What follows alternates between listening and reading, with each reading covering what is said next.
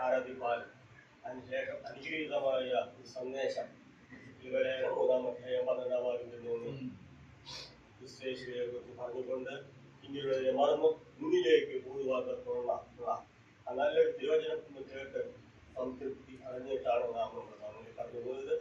അതിനുശേഷം നാം തിരുവായുന്നതുപോലെ ഞാൻ പരദേശിയായി പാർക്കുന്ന വീട്ടിൽ നിന്റെ ചട്ടങ്ങളും നിന്റെ പ്രമാണങ്ങളും നിന്റെ കീർത്തനങ്ങളൊന്നും സംഗീതത്തിൽ വായിക്കുന്ന പോലെ സഹോദരനും മക്കളും പരദേശിയായി പാർക്കുന്ന വിഭാഗത്തിൽ കീർത്തനവും ധാനവും സങ്കീർത്തനവും എല്ലാം ഉണ്ട് എന്ന് കേൾപ്പാൻ തക്കവണ്ണം അവിടുന്ന് ഇടയാക്കിയോട്ട് ദൈവത്തെ സ്തുതിക്കുന്നു. തന്റെ മകന്റെ സാക്ഷ്യം നമ്മൾ കേട്ടു. സാക്ഷ്യം ദൈവം കേട്ടിരിക്കാൻ നമുക്ക് ദൈവത്തെ സ്തുതിക്കാം. തുടർന്ന് പ്രാർത്ഥിക്കുവാനും അവിടെ ഇടയാക്കി ദൈവം ഈ ഭവനത്തെ ഈ ദേശത്ത് വളരെ വർഷങ്ങളായി നിർത്തിയിരിക്കുന്നതായിട്ട് എനിക്കറിയാൻ സാധിക്കും. കാരണം ഞാൻ ഈ പുറയിൽ വന്നിട്ട് 50 വർഷം കഴിഞ്ഞു. ഞാനും ഹിന്ദു സൗഹൃദമായിട്ടുള്ള അന്ന് ഞാൻ ഹിന്ദിയിലേക്കാണ് വിളിക്കാൻ ഹിന്ദിയുമായിട്ടുള്ള ബന്ധം എന്ന് പറയുന്നത് 50 വർഷത്തോളം ആയി കാണും. കാരണം ഡോക്ടർ ബിരാജ് പരിസരം താമസിക്കുന്ന ഭവനമായിരുന്നു, ആ സ്ഥലമായിരുന്നു ഞങ്ങളുടെ കളിസ്ഥലം. പങ്ക് കളിക്കാൻ വരും, ഞങ്ങളും കളിക്കാൻ വരും. അങ്ങനെ ഒരുമിച്ച് കളിച്ച് വളർന്ന ഒരു സൗഹൃദ ഭവനത്തിലാണ് ഇന്ന് എനിക്ക് ശരിയാക്കിയത്. സൗഹൃദ ഭവനത്തിലാണ് പ്രാർത്ഥന വചനം സംസാരിക്കണമെന്ന് പറഞ്ഞപ്പോൾ എന്റെ മനസ്സിൽ കൂടി കടന്നുപോയത് ആ കാര്യങ്ങളൊക്കെയാണ്. ഒരുമിച്ച് അനേക സ്ഥലങ്ങളിൽ സൈക്കിളുമായിട്ടും കളിക്കാനായിട്ടും അങ്ങോട്ടും ഇങ്ങോട്ടും വഴക്കൂട്ടി കൂടിയും അങ്ങനെയൊക്കെ പോയ കാലങ്ങൾ ഹിന്ദിയിൽ നോക്കാൻ തപ്പിടയാക്കി. അപ്പോൾ 10-15 വർഷം മുൻപ് കൂടെ പാർട്ടിത്വമാണ്. അതുകൊണ്ട് അനേക വർഷങ്ങളായി പരദേശി പാർക്കുന്ന ഈ ഭവനത്തിൽ മാതാപിതാക്കളുടെ ചട്ടങ്ങളും അവരുടെ കീർത്തനങ്ങളും കണ്ട് വളർന്ന ഈ മകൻ ദൈവത്തോളം തന്റെ ദാസിന്റെ പാട്ടിൽ കേട്ടതുപോലെ നമുക്ക് ചേർന്ന് പാടുവാൻ തക്കവരെയാക്കി എന്നെ കരുതുന്ന വിധങ്ങൾ, ദൈവം കരുതുന്ന വിധങ്ങളെ കുറിച്ച് നമുക്ക് പാടുവാൻ പാദങ്ങൾ തുടർന്ന് എന്നിൽ കൈയേറും ആ ശ്രീയേശു മനുവേലിന്റെ പിന്നിൽ ഗമിപ്പാൻ നമുക്ക് തീർച്ചയായും തന്റെ ദാസിന്റെ സാക്ഷ്യം കേട്ടതിനായി ദൈവത്തെ സ്തുതിക്കുന്നു. ദൈവത്തിന്റെ മകനെ ഒത്തിരി ഒത്തിരി അനുഗ്രഹിക്കുമാറാകട്ടെ. ഇന്നത്തെ അല്പസമയത്തെ പഠനദാനത്തിനായി എന്നെ ചിന്തിപ്പിച്ച ഒരു വേദഭാഗം എന്ന് പറയുന്നത് ആമോസ് പ്രവാചകന്റെ പുസ്തകം 7-ാം അധ്യായം അതിന്റെ 14-15 വാക്യങ്ങളാണ് ഞാൻ ഈ ദിവസങ്ങളിൽ കൂടുതലായി പറഞ്ഞ ദിവസം മുതൽ ചിന്തിക്കുവാൻ തക്കവണ്ണം ഇടയാക്കിയത്. ആമോസ് പ്രവാചകന്റെ പുസ്തകം 7-ാം അധ്യായം അതിന്റെ 14-15 വാക്യങ്ങൾ. അതിന് ആമോസ് അമസ്യാവോട്, ഞാൻ പ്രവാചകനല്ല, പ്രവാചകനുമല്ല, ഇടയനും കാട്ടത്തിൽ പണപ്പിറക്കുന്നവനും അത്രേ. ഞാൻ ആളുകളെ നോക്കിക്കൊണ്ടിരിക്കുമ്പോൾ യഹോവ എന്നെ വിളിച്ചു, നീ ചെന്ന് എന്റെ ജനമായ ഇസ്രായേലിനോട് പ്രവചിക്കുക എന്ന് യഹോവ എന്നോട് കൽപ്പിച്ചു എന്ന് ഉത്തരം പറഞ്ഞു. നാം വായിച്ച ഈ വേദഭാഗത്തോട് എന്നെ ചിന്തിപ്പിച്ചത് അവിടെ 15-ാം വാക്യത്തിന്റെ അവസാനമായി ഇങ്ങനെ വായിക്കുന്ന പകുതിയിൽ യഹോവ എന്നെ വിളിച്ചു. ഈ വാക്യം ഞാനിങ്ങനെ ഉൾക്കൊള്ളിപ്പാതയാക്കി. യഹോവയുടെ കൈ എന്നെ പിടിച്ചു. ആ പിടിച്ച കരം അത് എങ്ങനെയുള്ളതാണെന്ന് കഴിഞ്ഞ ദിവസങ്ങളിൽ എനിക്ക് ചിന്തിപ്പാതയാക്കി പ്രാർത്ഥനയുടെ ബന്ധത്തിൽ ഞാനിങ്ങനെ പറയട്ടെ. യഹോവയുടെ കൈ എന്നെയും നിങ്ങളെയും ഇവിടെ കടന്നു വന്ന എല്ലാവരെയും കർത്താവ് പിടിപ്പാതയാക്കി. ആ പിടിച്ച കരം എങ്ങനെ ഉള്ളതെന്നാണ് ചിന്തിപ്പാതപ്പോണം ആഗ്രഹിക്കുന്നത്. 4 പോയിന്റുകൾ അതിനെ കുറിപ്പാതപ്പോണം ഇടയാക്കിയിട്ടുണ്ട്. അത് ഒന്നാമതായി ഇങ്ങനെയാണ് ഞാൻ പറയാൻ ആഗ്രഹിക്കുന്നത്. ആ കരം നമ്മെ നടത്തുന്ന കരമാണ്. രണ്ടാമതായി പറയാൻ ആഗ്രഹിക്കുന്നത് ആ കരം ശക്തിയുള്ള കരമാണ്.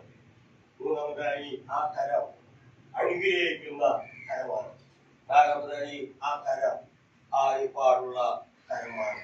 ഈ 4 പോയിന്റുകളാണ് ഞാൻ ചിന്തിപ്പാതപ്പോടിയാക്കിയത്. അതുപോലെ തന്നെ യഹോവ പിടിച്ച കരം നിങ്ങൾ പറയുന്ന പോലെ നമ്മളെ കരുതുന്ന കരമാണ്, നമ്മളെ വഴി നടത്തുന്ന കരമാണ്, നമ്മെ ജയോത്സവമായി നടത്തുന്ന കരമാണ്. അങ്ങനെ അനേക കാര്യങ്ങൾ നമുക്ക് ആ കരത്തിൽ ബന്ധത്തിൽ നമുക്ക് പറയാൻ സാധിക്കും. കർത്താവ് നമ്മളെ പിടിച്ച കരം അങ്ങനെയുള്ളതാണല്ലോ. 4 പോയിന്റുകളാണ് ഞാൻ അതിൽ നിന്ന് കുറിപ്പാതപ്പോടിയാക്കിയത്. എന്നാൽ ആമോസ് പ്രവാചകന്റെ ആ പുസ്തകം വായിച്ചപ്പോൾ അതിന് ചില കാര്യങ്ങൾ ഞാൻ ചിന്തിപ്പാൻ കൂടിയാക്കി. അതായത് ഈ ആമോസിന്റെ പ്രവാചകം 1-ാം അധ്യായം 1 മുതൽ 9 അധ്യായങ്ങൾ അടങ്ങിയിരിക്കുന്ന ഈ പദത്തിൽ ഈ അധ്യായത്തിൽ യഹോവ എന്ന പദം 51 പ്രാവശ്യം പറഞ്ഞതായി നമുക്ക് കാണുവാൻ തക്കവണ്ണം കഴിയാകും. മാത്രമല്ല ആമോസ് എന്ന വാക്കിന്റെ അർത്ഥം നമുക്ക് എല്ലാവർക്കും അറിയാവുന്നതാണ്. എങ്കിലും ഞാൻ എഴുതി കുറിച്ച് കുറെ പ്രാവശ്യം കുറെ പേപ്പറുകൾക്ക് എഴുതി കുറിച്ച് എടുത്തിട്ടുള്ള വാക്കാണ്. അതുകൊണ്ട് അവിടെ നമുക്ക് കാണാൻ സാധിക്കും ആമോസ് എന്ന വാക്കിന്റെ അർത്ഥം നമുക്ക് കാണുവാൻ സാധിക്കുന്നത് ഭാരം ഉയർത്തുക, ഭാരം വഹിക്കുക, ഭാരം വഹിക്കുന്നവൻ എന്ന അർത്ഥമായി നമുക്ക് കാണുവാൻ തക്കവണ്ണം ഇടയാക്കുന്നുണ്ട്. മാത്രമല്ല ആമോസ് ആരാണ് എന്ന് പറഞ്ഞാൽ നമുക്കറിയാം ആമോസ് ഒരു ചെറിയ പ്രവാചകനാണ്. മാത്രമല്ല ആമോസ് അറിയപ്പെടാത്ത സ്ഥലത്ത് ജനിച്ച് വളർന്നവനാണ്. അതായത് 1-ാം അധ്യായം 1-ാം വാക്യത്തിൽ വായിക്കുന്നത് ആമോസ് വളർന്ന സ്ഥലം തെക്കോവിലെ ഇടയനായ പ്രവാചകനാണ് ആമോസ് എന്ന് നമുക്ക് അവിടെ 1-ാം അധ്യായം 1-ാം വാക്യത്തിൽ നമുക്ക് കാണുവാൻ തക്കവണ്ണം ഇടയാക്കുന്നു. അതുകൊണ്ട് ആമോസ് അറിയപ്പെടാത്ത സ്ഥലത്ത് ജനിച്ചവനാണെന്ന് കാണുവാൻ സാധിക്കും. മാത്രമല്ല ഈ ആമോസ് പ്രവാചകൻ ആരാണെന്ന് വെച്ചാൽ അവൻ ഇടയനാണെന്ന് നമുക്ക് കാണുവാൻ തക്കവണ്ണം ഇടയാക്കുന്നുണ്ട്. അതായത് യെരുശലേമിൽ നിന്ന് 10 കിലോമീറ്റർ അകലെയുള്ള സ്ഥലമാണ് ഈ തെക്കോവിലെ എന്ന് നമുക്ക് കാണുവാൻ സാധിക്കും. അതായത് യെരുശലേമിൽ നിന്ന് 10 കിലോമീറ്റർ അകലെയുള്ള ബേത്ലഹേമിന്റെ ഏകദേശം 10 കിലോമീറ്റർ അകലെയുള്ള ഒരു സ്ഥലമാണെന്നുള്ളതാണ് പണ്ഡിതന്മാർ പറയുന്നതായി എനിക്ക് പുസ്തകത്തിൽ നിന്ന് കാണുവാൻ തക്കവണ്ണം ഇടയാക്കി. മാത്രമല്ല ഈ ആമോസിനെ കുറിച്ച് പറയുമ്പോൾ ആമോസ് യെശയ്യാ പ്രവാചകന്റെ പിതാവാണ് എന്നാണ് പുസ്തകത്തിൽ നിന്ന് എനിക്ക് നോക്കുമ്പോൾ കാണുവാൻ തക്കവണ്ണം യെശയ്യാ പ്രവാചകന്റെ പിതാവാണ് ആമോസ് എന്ന് നമുക്ക് കാണുവാൻ സാധിക്കും. മാത്രമല്ല ആമോസിനെ കുറിച്ച് പിന്നെ നോക്കിയപ്പോൾ ആമോസ് ആത്മീയ ശുശ്രൂഷയുടെ പാരമ്പര്യമില്ലാത്ത ഒരാളാണ്. ആമോസ് എന്ന് പറയുവാൻ കാണുവാൻ തക്കവണ്ണം ആത്മീയ ശുശ്രൂഷയുടെ പാരമ്പര്യമില്ലാത്ത ഒരാളാണ് എന്ന് ആമോസ് എന്ന് അറിയുവാൻ തക്കവണ്ണം. മാത്രമല്ല ആമോസ് ആരാണെന്നുള്ളത് നമുക്കറിയാൻ സാധിച്ചു. 7-ാം അധ്യായം 14-ഉം 15-ഉം വാക്യങ്ങൾ വായിച്ചപ്പോൾ അവിടെ ആമോസ് ആരാണ്? ആമോസ് ഇടയനും ആട്ടത്തിപ്പഴം വറുക്കുന്നതിനും ആണ്, ആട്ടിടയനാണ്.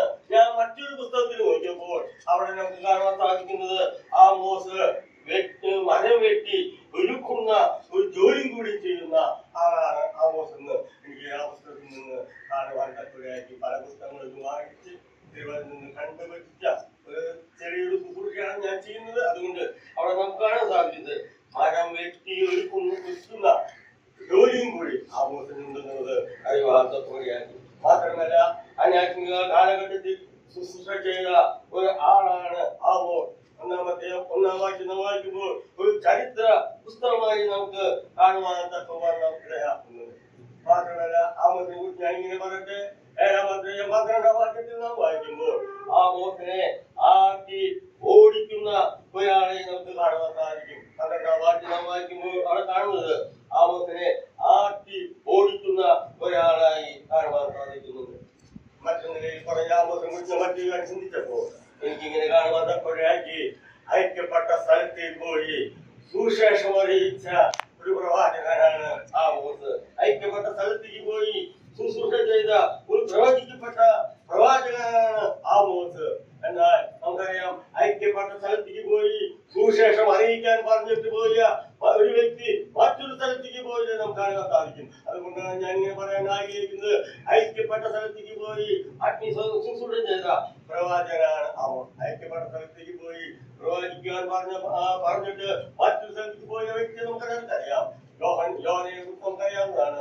1-ാം അധ്യായം 1 മുതൽ 3 വരെ വാക്യങ്ങൾ വായിക്കുമ്പോൾ അവിടെ നമുക്ക് കാണുവാൻ സാധിക്കും എവിടേക്കാണ് യോഹനയെ പറഞ്ഞയച്ചതെന്നും എവിടേക്കാണ് പോയതെന്നും അറിയാം. എന്നാൽ ആമോസ് കർത്താവ് പറഞ്ഞ സ്ഥലത്തേക്ക് പോയി വചനം അറിയിപ്പാൻ തക്കവണ്ണം ഇടയാക്കിയ ഒരു പ്രവാചകനാണ് ആമോസ്. മാത്രമല്ല ഇസ്രായേലിന് വരാൻ പോകുന്ന ന്യായവിധിയെ കുറിച്ച് ആമോസ് ഇവിടെ വിളിച്ചു പറയുന്നതായും ഈ അധ്യായത്തിൽ നമുക്ക് കാണുവാൻ തക്കവണ്ണം ഇടയാക്കുന്നുണ്ട്. 7-ാം അധ്യായം 1, 2, 3, 6, 9, 10 ഈ 11 ഈ വാക്യങ്ങൾ നാം വായിക്കുമ്പോൾ ആമോസിന് കിട്ടിയ ആമോസിന്റെ ആ ദർശനം വരാൻ പോകുന്ന ഇസ്രായേലിന് വരാൻ പോകുന്ന ആ ന്യായവിധിയെ കുറിച്ച് ആമോസ് ഇസ്രായേൽ ജനത്തെ അറിയിക്കുന്നതായി 7-ാം അധ്യായത്തിൽ നിന്ന് 1, 2, തക്കവണ്ണം ഇടയാക്കുന്നുണ്ട്. മാത്രമല്ല ആമോസിന്റെ ഒരു ദർശനം ഇതിൽ നിന്ന് നമുക്ക് കാണുവാൻ സാധിക്കും. രണ്ടാമത്തെ നാം നോക്കുമ്പോൾ രണ്ടാമത്തെ വാക്യവും 4, 5, 6, 9 ഈ വാക്യങ്ങൾ നാം വായിക്കുമ്പോൾ ഇസ്രായേലിന്മേൽ വരുവാൻ പോകുന്ന ആമോസ് അറിയിക്കുന്ന ഒരു ദർശനവും ഈ അദ്ദേഹത്തിൽ നിന്ന് കാണുവാൻ തക്കവണ്ണം അവിടെ നിലയാക്കുന്നുണ്ട്. മാത്രമല്ല ഞാൻ ചിന്തിച്ചപ്പോൾ അതിശക്തമായ ഭാഷയിൽ സന്ദേശം അയക്കപ്പെട്ട ഒരു പ്രവാചകനാണ് ആമോസ് എന്ന് നമുക്ക് കാണുവാൻ തക്കവണ്ണം ശക്തമായ സന്ദേശം ഇസ്രായേൽ ജനത്തെ കേൾപ്പിക്കാൻ തക്കവണ്ണം ഇടയാക്കിയിട്ടുണ്ട്. നമുക്ക് തിരുവഞ്ചിലേക്ക് നോക്കാം.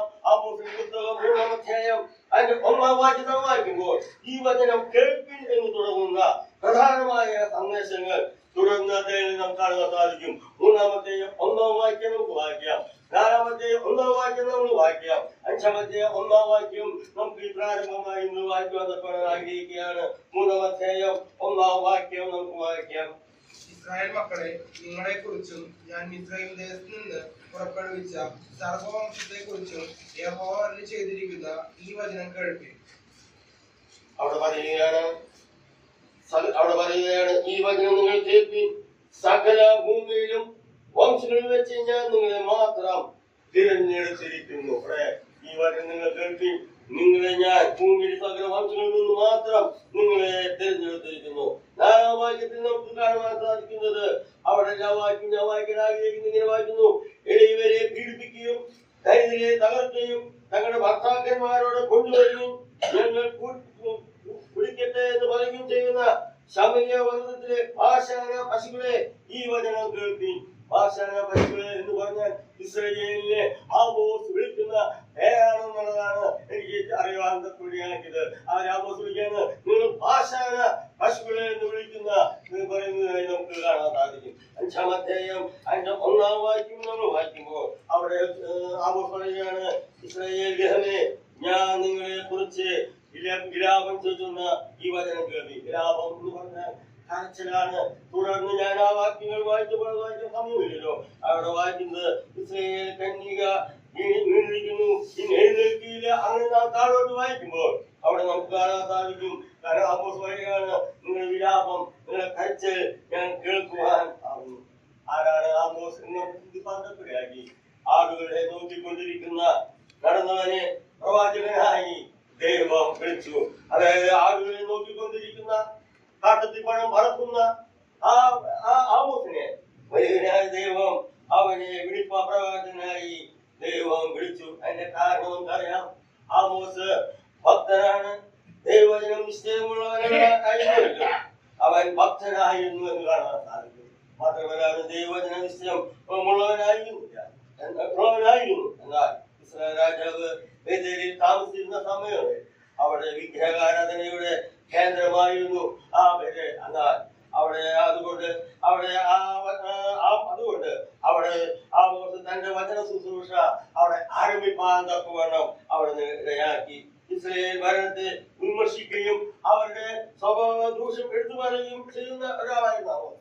അതുകൊണ്ട് അവിടുത്തെ പ്രീതി അപ്രീതിയായി തീരുവാൻ തക്കവണ്ണം. അത് മാത്രമല്ല ആമോസ് ഇസ്രായേലിന്റെ സ്വഭാവം അവിടെ വിളിച്ചു കൊടുക്കാൻ തക്കവണ്ണം. പാപത്തെ കുറിച്ച് പറയുകയാണെങ്കിൽ, ഇസ്രായേലിന്റെ പാപത്തെ കുറിച്ച് പറയുകയാണെങ്കിൽ ചീഞ്ഞുകൊണ്ടിരിക്കുന്ന ഒരു കൊട്ട പഴം പോലെ കപടഭക്തിയും ആത്മീയ ഉദാസീനയും മൂലം ദൈവരാജ്യം ധാർമ്മിക അധപതനത്തിലേക്ക് ന്യായത്തിലേക്ക് നീങ്ങിക്കൊണ്ടിരിക്കുന്ന കാലഘട്ടത്തിലാണ് ആമോസ് തന്റെ ആ പ്രവാചക ശുശ്രൂഷ, ആ വചന ശുശ്രൂഷ, ആ വചനം അവിടെ പറയുവാൻ തക്കവണ്ണം പ്രയാസി. തന്റെ പേരിനെ അർത്ഥമാണ്. അവൻ ഭാരം വായിക്കുന്നവനായിരുന്നു. ഇസ്രായേൽ ജനത്തെ അവരുടെ പാപം ഭാരം കൊണ്ട് അവരെ ബോധ്യപ്പെടുന്നത് വളരെ ബുദ്ധിമുട്ടായിരുന്നു. എങ്കിലും ദൈവത്തിന്റെ ശുശ്രൂഷ നിറവേറ്റി അവർ ചെയ്യുവാൻ തക്കവണ്ണം അവിടെ വ്യക്തിപരമായി ആമോസ് അവരുടെ ഇടപെടുവാൻ തക്കവണ്ണം അവിടെ നയാക്കി. ആമോസ് ആ അദ്ദേഹത്തിനെ അവരുടെ ഇസ്രായേലിനെ മേൽ ഉപയോഗിക്കുന്ന പ്രത്യേക തരം കാര്യങ്ങൾ നമുക്ക് കാണുവാൻ സാധിക്കാത്തപ്പോഴാക്കി അവിടെ നമുക്ക് കാണുവാൻ സാധിക്കുന്നത് അവൻ അമോസ് ഇസ്രായേൽ ജനത്തിന്റെ മേൽ പ്രത്യേക തരം ഉപയോഗിക്കുന്ന ചില പദങ്ങൾ, ചില പ്രത്യേകതകൾ നമുക്ക് കാണുവാൻ സാധിക്കും. 2-11-13 വാക്യത്തിൽ അവിടെ വായിക്കുന്നത്, നിങ്ങളെ ഞാൻ കറ്റ കയറ്റുന്ന വണ്ടി വലിക്കുമ്പോൾ നിങ്ങളെ വലിക്കുമെന്ന് ആമോസ് 2-13 വാക്യത്തിൽ പറഞ്ഞതായി കാണാൻ സാധിക്കും. മാത്രമല്ല 3-8 വാക്യത്തിലേക്ക് വരുമ്പോൾ, ഞാൻ നിങ്ങളെ ഗർജിക്കുന്ന സിംഹത്തിന്റെ അരികിലേക്ക് നിങ്ങളെ കൊണ്ടുവിടുമെന്നുള്ളത് പറയുന്നത് കാണാൻ സാധിക്കും. മാത്രമല്ല 3-12 വാക്യത്തിലേക്ക് വരുമ്പോൾ അവിടെ പറയുകയാണ്, സിംഹത്തിന്റെ വായിൽ നിന്ന് നിങ്ങളെ വിളിക്കുവാൻ ആർക്കും കഴിയില്ല.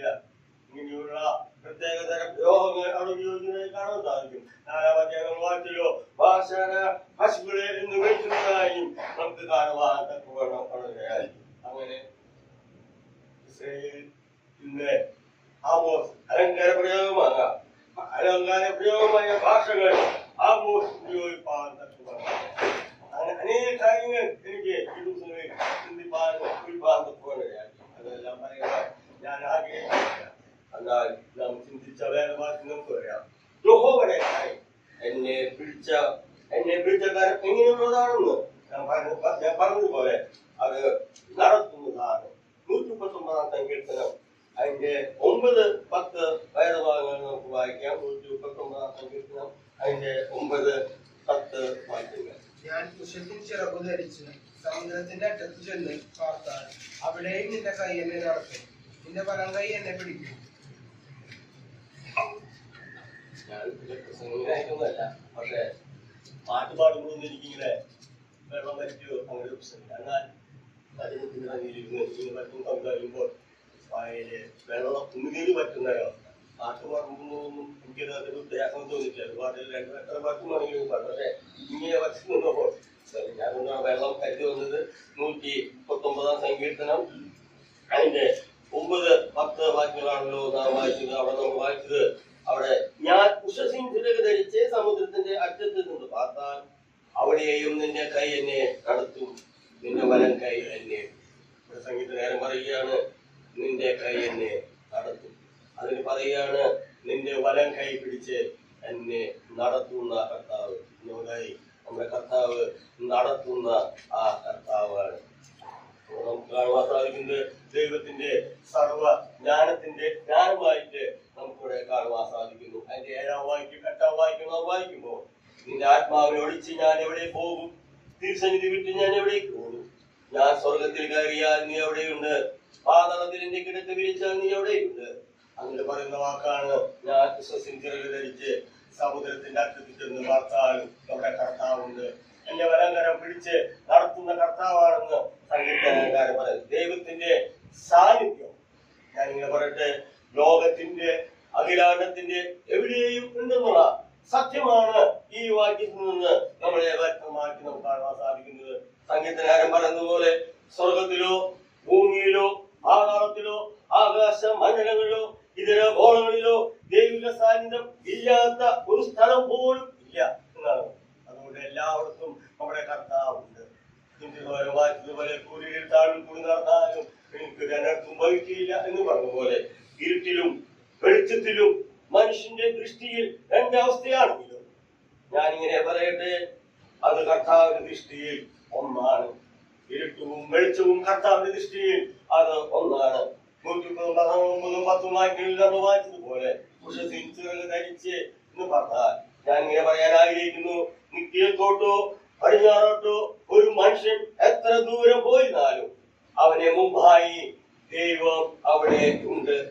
ദൈവത്തിൽ നിന്ന് എവിടെ ഒളിച്ചു പോയാലും നമ്മുടെ കർത്താവ് അവിടെയുണ്ട്. യോനയെ സ്ഥലത്തേക്ക് പോകാതെ മറ്റൊരു സ്ഥലത്തേക്ക് പോയി അവിടെ തന്നെ യോനയെ മീനുകൾ കൊണ്ട് കാത്തുകയായി നമുക്ക് കാണുവാൻ സാധിക്കും. അതുകൊണ്ട് നമ്മൾ എവിടെ പോയാലും നമ്മുടെ കർത്താവ് ഉഷസിന്ധിയൊക്കെ ധരിച്ച് ഭൂമിയുടെ അറ്റത്ത് പാർത്താലും വലിയ ദൈവത്തിന്റെ കരം നമ്മുടെ കൂടെയുണ്ട്. നാം നടത്തുകയല്ല, നമ്മളെ നടത്തുകയാണ്. നാം നിർത്തുകയല്ല, നമ്മുടെ കർത്താവ് നമ്മെ നിർത്തുകയാണ്.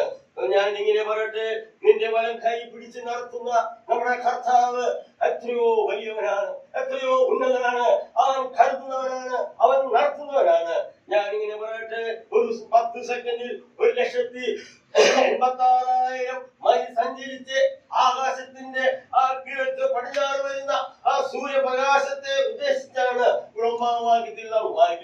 ഉഷസിൻ ചിറക് ധരിച്ച് എന്ന് പറഞ്ഞാൽ പ്രകാശ വേഗത്തിൽ സഞ്ചരിച്ച് ലോകത്തിന്റെ അറ്റത്ത് എത്തിയാൽ അവിടെയും നമ്മെ താങ്ങുന്ന നമ്മെ കരുതുന്ന കർത്താവ് ഉണ്ട് എന്നാണ് വാക്യത്തിൽ നാം വായിച്ചത്. അതുകൊണ്ട് എന്നാൽ അവിടെയും നമ്മളെ കരുതുന്ന നമ്മളെ കാക്കുന്ന നമ്മുടെ കർത്താവ് നമുക്കുണ്ട്. നമ്മുടെ പിതാവ് നമ്മെ നടത്തുന്നു എന്ന് പറഞ്ഞാൽ നാൾ തോറും നമ്മെ നടത്തുന്ന കർത്താവാണ്. പ്രതികൂലത്തിന്റെയും കഷ്ടത്തിന്റെയും പ്രയാസത്തിന്റെയും ബുദ്ധത്തിലും നമുക്ക് നോക്കുവാൻ ആശ്രയിക്കാനുള്ളത് നമ്മുടെ കർത്താവിനെയാണ്. ആ കർത്താവ് നമ്മെ നടത്തുവാൻ മതിയായവനാണ്. എങ്ങനെയാണ് നടത്തുന്നത്? അതേ വാക്യത്തിൽ നാം വായിക്കുന്നുണ്ട്. 23-ാം സങ്കീർത്തനം അതിന്റെ 2-ാം വാക്യം 1ഉം 2ഉം വാക്യങ്ങൾ നാം വായിക്കുമ്പോൾ നമുക്കറിയാവുന്ന സങ്കീർത്തനം വാക്യമാണ്. 23-ാം സങ്കീർത്തനം അതിന്റെ 1-2 വാക്യങ്ങളിൽ നാം ഇങ്ങനെയാണ് വായിക്കുന്നത്. പച്ചയായ പുൽപ്പുറങ്ങളിൽ അവൻ എന്നെ കിടത്തുന്നു, സ്വത്തുള്ള വെള്ളത്തിനരികിലേക്ക് എന്നെ നടത്തുന്നു. നമ്മുടെ കർത്താവ് നടത്തുന്നത് സ്വസ്ഥതയുള്ള വെള്ളത്തിനരികിലേക്ക്, സമാധാനമുള്ള വെള്ളത്തിനരികിലേക്ക്, സന്തോഷമുള്ള മാർഗത്തിലേക്കാണ് നമ്മുടെ കർത്താവ് നടത്തുന്നത്. സന്തോഷമുള്ള സാധിക്കുക എന്ന് പറഞ്ഞാൽ അത് പരിശുദ്ധാത്മാവിനെ കുറിച്ച് കാണിക്കുന്നതായി കാണാൻ സാധിക്കും, കൃപകളെ കുറിച്ച് കാണിക്കുന്നതായി നമുക്ക് കാണാൻ സാധിക്കും. അത് നമ്മെ ശുദ്ധീകരിക്കുന്നതാണ്, അവൻ ഉന്മേഷം നൽകുന്നതാണ്, അവൻ ശക്തീകരിക്കുന്നതാണ്. മാത്രമല്ല അവൻ നമ്മെ സ്വസ്ഥതയുള്ള വെള്ളത്തിന്റെ അരികിലേക്ക് നമ്മെ നടത്തുന്ന കർത്താവ്, സന്തോഷകരമായി നടത്തുന്ന ആ കർത്താവ്. 23-ാം സങ്കീർത്തനം 2-ാം വാക്യം നമ്മൾ വായിച്ച പോലെ സ്വസ്ഥതയുള്ള വെള്ളത്തിനരികിലേക്ക് നമ്മെ നടത്തുന്ന കർത്താവ്. മത്തായി സുവിശേഷം 11-ാം അധ്യായം അതിന്റെ 18, 28, 30 വാക്യങ്ങൾ നമ്മൾ വായിക്കുമ്പോൾ അവിടെ എങ്ങനെയാണ് വായിക്കുന്നത്? മത്തായി സുവിശേഷം 11-ാം അധ്യായം 28-ാം വാക്യം 23 വാക്യങ്ങൾ നമുക്കറിയാവുന്ന വാക്യമാണ്. അവിടെ എങ്ങനെ വായിക്കുന്നു? 28-ാം വാക്യം, അധ്വാനിക്കുന്നവരും ഭാരം ചുമക്കുന്നവരുമായുള്ളവരെ എല്ലാവരും എന്റെ അടുക്കൽ വരുവിൻ, ഞാൻ നിങ്ങളെ ആശ്വസിപ്പിക്കും. ഞാൻ സൗമ്യതയും താഴ്മയും ഉള്ളവനാകയാൽ എന്റെ മുഖമേറ്റുകൊണ്ട് എന്നോട് പഠിപ്പിൻ, എന്നാൽ നിങ്ങളുടെ ആത്മാക്കൾക്ക് ആശ്വാസം കണ്ടെത്തും. എന്റെ മുഖം മൃദുവും എന്റെ ചുമട് ലഘുവുമാകുന്നു. കർത്താവ് ആശ്വാസം കൊടുക്കുന്നവരാണ് വിളിക്കുന്നത്. നോക്കുക, അധ്വാനിക്കുന്നവരെയും ഭാരം ചുമക്കുന്ന ആളുകളെ എന്റെ അടുക്കൽ വരുവിൻ, എന്റെ അടുക്കൽ വയ്ക്ക്, നിങ്ങൾക്ക് ഞാൻ സമാധാനം തരാം, ആശ്വാസം തരാം. മാത്രമല്ല അവൻ താഴ്മുള്ളവരാണ് എന്നുള്ളത് വളരെ വ്യക്തമായി നമുക്ക് കാണാൻ സാധിക്കുന്നുണ്ട്.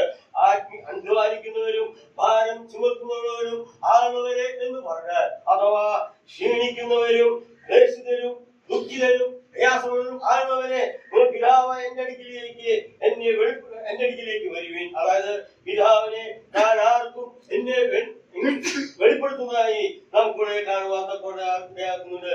യേശു ഇപ്പോൾ സംസാരിക്കുന്നത് ഭാരത്തോടെ തന്റെ അടുക്കിൽ വരുന്നവർക്ക് വേണ്ടി. കർത്താവ് വിളിക്കുകയാണ്, ഭാരത്തോടെ എന്റെ അടുക്കിലേക്ക് വരിക. പ്രത്യേകിച്ച് നമ്മുടെ ഭാരം, നമ്മുടെ ആവശ്യങ്ങൾ, നമ്മുടെ ആഗ്രഹങ്ങൾ, നമ്മുടെ ഹൃദയത്തിലെ വിചാരങ്ങളൊക്കെ അറിയിക്കുവാൻ പറ്റിയ ഒരിടമാണ് നമ്മുടെ കർത്താവ്. കർത്താവ് വിളിക്കുകയാണ്, അധ്വാനിക്കുന്നവരും ഭാരം ചുമക്കുന്നവരെ, ക്ഷീണിതരും ക്ലേശിതരുമായവരെ എന്റെ അടുക്കിൽ വരുവിൻ. അവിടെ ചേരുവാൻ കർത്താവ് പാപഭാരം അനുഭവിക്കുന്നവൻ, അതായത് തന്നോട് ചേരുവാൻ ആഗ്രഹിക്കുന്നവർക്ക് താൻ അവർക്ക് സൗമ്യതയും താഴ്മയും കൂടെ പഠിപ്പിക്കുന്നവനാണ് എന്നുള്ളത് നമുക്കൂടെ കാണുവാൻ തക്കോടെയാകും. മാത്രമല്ല അധ്വാനിക്കുന്നവരും ആരും നിന്റെ അടുക്കിൽ വരുവിൻ എന്ന് പറഞ്ഞാൽ അവിടെ നമുക്ക് കാണുവാൻ സാധിക്കുന്നത് കർത്താവിന്റെ അടുക്കിൽ വന്ന് നമുക്ക് ആശ്വാസം കണ്ടെത്തും. മാത്രമല്ല നമുക്ക് വിശ്രമം കാണുവാൻ തക്കോടെയാകും. സ്വയം പ്രയത്നത്തിന്റെയും വ്യക്തങ്ങളിൽ നിന്നും പ്രത്യാശയില്ലാത്തതുമായ ആ പാപഭാരത്തിൽ നിന്ന് നമുക്ക് ആശ്വാസവും നമ്മുടെ കഷ്ടപ്പാടിൽ നിന്നും നമുക്ക് വിടുതലാകുവാൻ തക്കവണ്ണം കർത്താവ് അധ്വാനിക്കുന്നവരെയും ഭാരം ചുമത്തുന്നവരുമായവരെ നിങ്ങൾ എന്റെ അടുക്കിൽ വരുവീൻ എന്ന് പറയുന്നത് സന്തോഷ മാർഗത്തിലേക്ക് വിളിക്കുന്നതായി നമുക്ക് കാണുവാൻ തക്കവണ്ണം ഇടയാക്കുന്നുണ്ട്. മാത്രമല്ല 25-ാം അധ്യായം അതിന്റെ സങ്കീർത്തനം 25-ന്റെ 9-ാം വാക്യത്തിൽ നാം വായിക്കുന്നത് സൗമ്യതയുള്ളവരെ അവൻ ന്യായത്തിലേക്ക് നടത്തുന്നതായി നമുക്ക് കാണാം. സൗമ്യതയുള്ളവരെ ന്യായത്തിലേക്ക് നടത്തുന്ന ആ കർത്താവിനെ നമുക്ക് കാണുവാൻ തക്കവണ്ണം അവർ ഇടയാക്കുന്നുണ്ട്.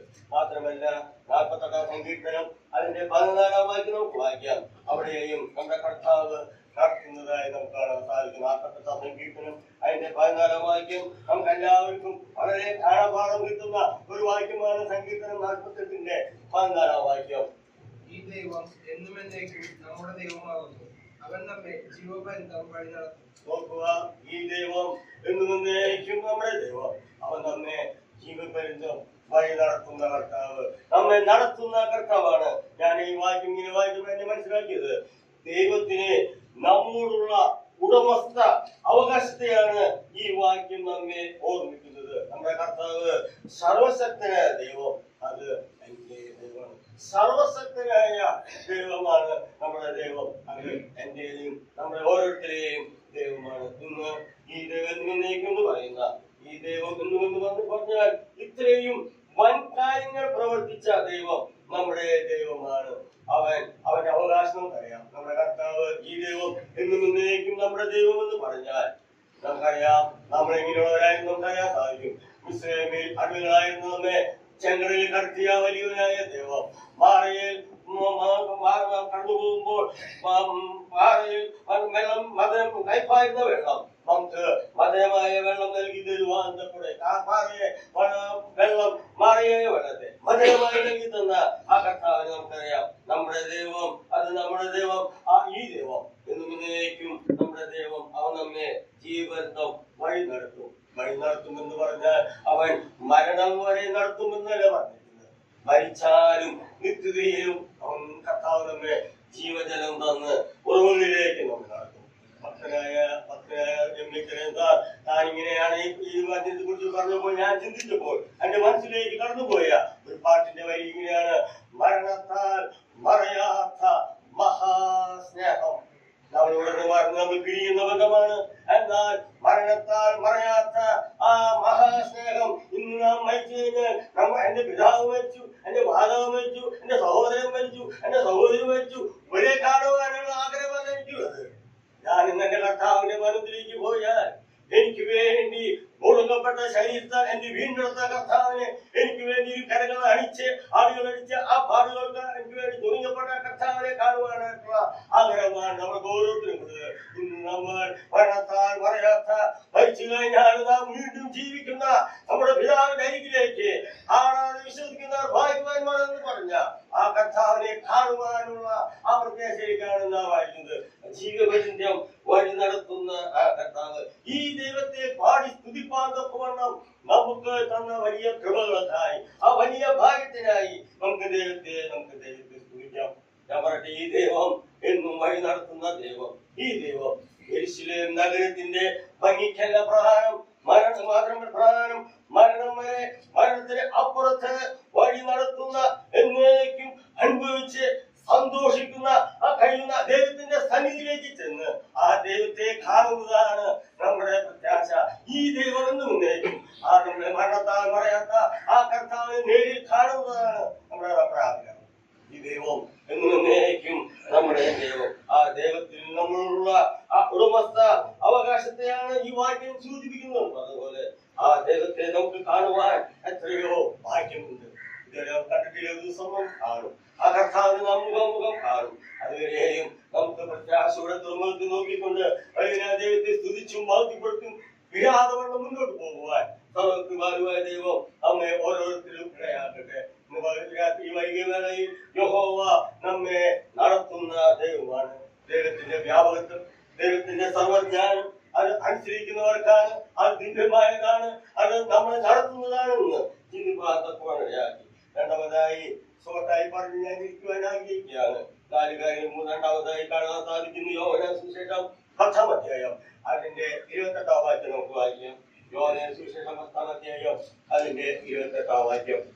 ഞാൻ അവയ്ക്കു നിത്യജീവൻ കൊടുക്കുന്നു, അവ ഒരു നാളും നശിച്ചു പോകയില്ല, ആരും അവയെ എന്റെ കയ്യിൽ നിന്ന് പിടിച്ചു പറിക്കുകയുമില്ല.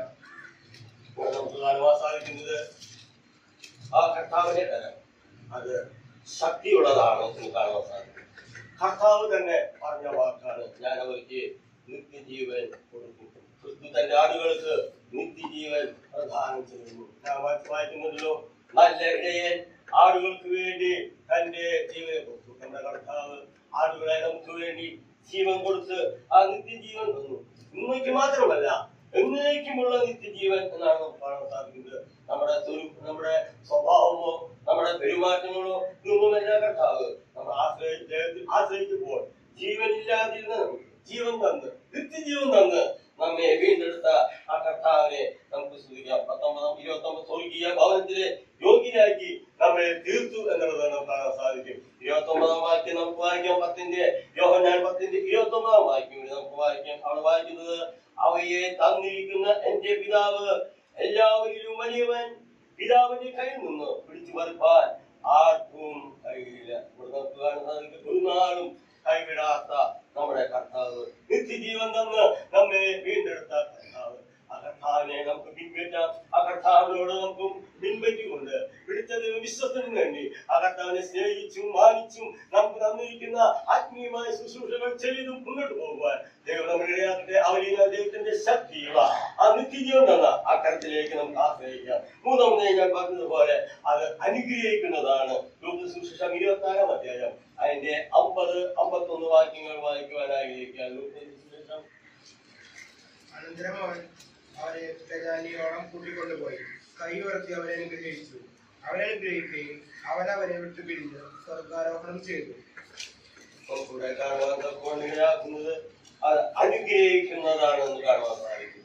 നമ്മുടെ കർത്താവ് ആ പുനരുദ്ധാനത്തിന് 40 നാൾക്ക് ശേഷം യേശു സ്വർഗാരോഹണം ചെയ്ത് ഒരു മരണത്തിലേക്ക് ബെഥേനിയിൽ ചെന്ന്, അതായത് ബെഥേനി എന്ന് പറഞ്ഞാൽ ബെഥാനിയോളം എന്ന് പറഞ്ഞാൽ യെരൂശലേമിന്റെ കിഴക്ക് ഭാഗത്തുള്ള ഒരു മലയിലാണെന്നാണ് ഈ പുസ്തകത്തിൽ നിന്ന് കാണുവാൻ തക്കവണ്ണം അവിടുന്ന് അടയാക്കിയത്. അങ്ങനെ ബെഥേനിയിൽ ചെന്ന് കർത്താവ് തന്റെ ശിഷ്യന്മാരെ കൂട്ടിക്കൊണ്ടുപോയി അവിടെ കൈകൾ ഉയർത്തി അവരെ അനുഗ്രഹിച്ചു എന്നാണ് കാണാൻ സാധിക്കുന്നത്. അവരെ അനുഗ്രഹിക്കാൻ അനുഗ്രഹിച്ചു, അവരനുഗ്രഹിച്ച് സ്വർഗത്തിലേക്ക് പോയി എന്നുള്ളതാണ് കാണുവാൻ തക്കവണ്ണം. അതായത് ബെഥേനി എന്ന വാക്കിന്റെ അർത്ഥം അവിടെ ഞാൻ ചിന്തിച്ചപ്പോൾ ഭക്തിയുടെ വീട്, കഷ്ടതയുടെ ഭവനം, സ്വർഗത്തിന്റെ ഭവനം, കൃപയുടെ ഭവനം, അനുസരണത്തിന്റെ ഭവനം എന്നൊക്കെ അർത്ഥങ്ങൾ അതിൽ നിന്ന് കാണുവാൻ തക്കവണ്ണം.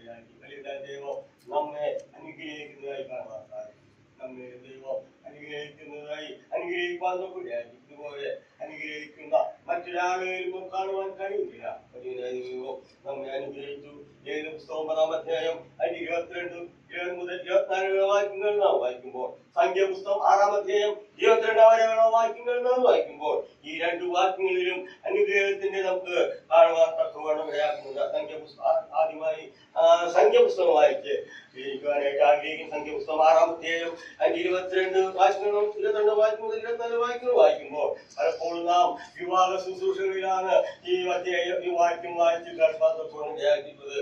യഹോവ പിന്നെയും മോശയോട് അരുളിച്ചെയ്തത്, നീ അഹരോനോടും പുത്രന്മാരോടും പറയേണ്ടത്, നിങ്ങൾ ഇസ്രായേൽ മക്കളെ അന്ന് അനുഗ്രഹിച്ചിട്ടേണ്ടത് എന്നാൽ പറയുകയാണ്, യഹോവ നിന്നെ അനുഗ്രഹിച്ച് ആക്കുമാറാകട്ടെ.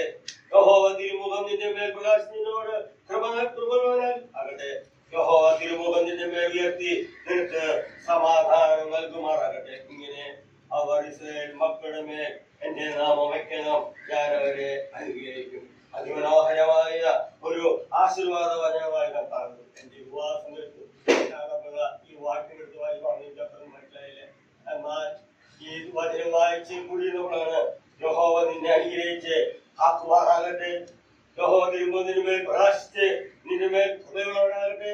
എനിക്ക് അന്ന് പറഞ്ഞപ്പോൾ കൈ പിടിച്ച് പ്രാർത്ഥിച്ചപ്പോൾ ഇതെന്താണെന്ന് കേൾക്കാൻ അത്രയും ഗ്രഹിക്കാൻ കഴിഞ്ഞില്ല. ഇന്ന് അത് ഞാൻ അനുഭവിക്കുകയാണ്. ഇതുവരെയും ഒരു കുറവില്ലാതെ വണ്ണം ദൈവം മേൽക്കുമേൽ അത് അനുഗ്രഹിച്ചു. എന്റെ വിവാഹ സമയത്ത് ഞാൻ ഓട്ടോറിക്ഷ ഓടിക്കുന്ന ഒരു ഡ്രൈവറായിരുന്നു, സ്വന്തം ഓട്ടോറിക്ഷ. എന്നാൽ ദൈവം അതിൽ നിന്ന് എന്റെ ദാസനാകനെ പ്രാർത്ഥിച്ചപ്പോൾ ഞാൻ അതിന്റെ മനസ്സിൽ കൂടി കടന്നുപോയി ഇങ്ങനെ അനുഗ്രഹിച്ചത് കൊണ്ട് വരുന്നു. ഈ ദിവസം വായിച്ചപ്പോൾ ദൈവത്തിന്റെ അനുഗ്രഹങ്ങൾ വേണം, അത് വർണ്ണിച്ചു തീർപ്പാൻ അറിയാതെ വേണം. ഞാൻ ദൈവസന്നിധിയിൽ നിന്ന് ദൈവപാദത്തൊടിയാക്കി. അത് അങ്ങനെ ആലോചിച്ചപ്പോഴാണ് ദൈവം അനുഗ്രഹിക്കുന്ന ദൈവമാണ്. നാലാമതായി ഞാൻ പറഞ്ഞതുപോലെ സുശേഷം 20-ാം അധ്യായം 20 മുതൽ 27 വരെ വാക്യങ്ങൾ വായിക്കുമ്പോൾ ആ നമ്മുടെ യഹോവന്റെ പിടിച്ച കരം അത് ആണിപ്പഴുത്തുള്ള കരമാണ്. ഇന്ന് നാം സൂര്യോദയ പാടിയ പാട്ടും ആ പാട്ടിലെ അതിലൊരു ഇങ്ങനെ ഞാൻ കാണുവാൻ കഴിയും. ആണിപ്പാടേറ്റ ആ കരം നമ്മെ നടത്തി. വാനമേഘത്തിൽ നമ്മുടെ കർത്താവ് വരും. നമ്മുടെ കഷ്ടതയിൽ നമ്മുടെ പ്രയാസങ്ങൾ ആണിപ്പാടത്തുള്ള കരത്താൻ നമ്മെ നടത്തുക. ആ ദൈവത്തോട്ട് യഹോവയുടെ കൈ എന്നെ പിടിച്ച കരം അത് എങ്ങനെയുള്ളതാണെന്നുള്ള 4 പന്തികൾ വലിയ വിവരം ആധികാരികമായി പറയാൻ കഴിയും. ഞാൻ ചിന്തിച്ച വാക്കുകൾ നിങ്ങൾ അറിയിച്ചു എന്ന് മാത്രം. ഒന്നാമതായി നടത്തുന്നതാണ്, രണ്ടാമതായി അത് ശക്തിയുള്ളതാണ്, മൂന്നാമതായി അത് അനുഗ്രഹിക്കുന്നതാണ്, നാലാമതായി ആളിപ്പാടുള്ള ആഗ്രഹമാണ്. ആ തരത്തിൽ നമുക്ക് പിടിച്ച് കർത്താവിന്റെ വരവേരെയും മുന്നോട്ട് പോകാം. ഭക്തനായ ആ പാട്ടുകാരൻ ടി.എം. സാർ അറുപത്തിമൂന്നാമത്തെ പാട്ടിൽ ഇങ്ങനെ പാടിയിട്ടുണ്ട്. എന്റെ പയ്യൻ വലകാലത്തിൽ എന്നെ പിടിച്ചെന്നെ നടത്തിയിരുന്നു, ദിനത്തോറും നടത്തും. സന്തോഷവേളയിലും സന്താപവേളയിലും എന്നെ കൈവിടാതെ നടത്തുന്ന ആ കർത്താവ്. ഞാൻ പറയാണ്, പതറിയില്ല ഞാൻ. എനിക്ക് പ്രതികൂലം വന്നാൽ, അനവധി കഷ്ടം വന്നാലും, പ്രയാസം വന്നാലും, രോഗം വന്നാലും ഞാൻ പതറിയില്ല. എന്തുകൊണ്ടെന്നാൽ എന്റെ കർത്താവ്, എന്റെ കാന്തൻ, എന്റെ പ്രിയൻ എന്നെ പോറ്റിരും, എന്റെ നാഥൻ എന്നെ നടത്തും. വൈകിയ വേളയിൽ വലിയ ദൈവത്തിന്റെ ആ വലങ്കരം പിടിച്ച് നമ്മെ നടത്തുന്ന, ജയോത്സവമായി നടത്തിയ ആ കർത്താവിനെ നമുക്ക് പിൻപറ്റാം. അവന്റെ നാമം ഇന്നും വാക്കുകളുമാറാകട്ടെ. ആമേൻ.